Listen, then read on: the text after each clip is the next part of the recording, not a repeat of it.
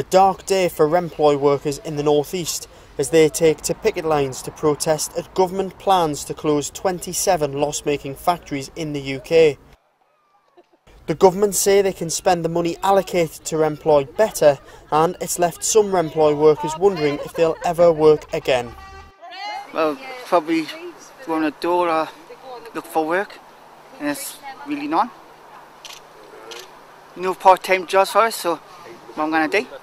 It feels down and feel really down, and I'm upset, and I really love this job, and I'm up every morning to come here. I'm a good timekeeper.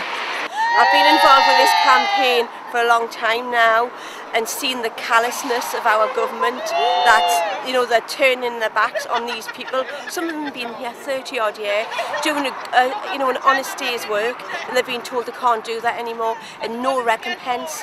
And what can we do except what's people's basic right to protest? I'm going to try and talk to the unions and see if we can have some kind of campaign for a decent, untouchable lump sum of money that gives people the option to perhaps pay a mortgage off, make sure they're debt free if they can't get work in the future, or perhaps start their own business, something that they can walk away and have a little bit of dignity with as well.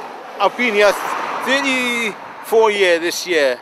It's coming down. It's not just me I'm thinking of, it's the future generation of disabled people. All they're doing is putting more people on the dole, doing this, and it's becoming stupidity, because it is going to put... I'm not getting that job in my life. I'll not work again. I'll never get a job. Because I'm an athletic, takes fits.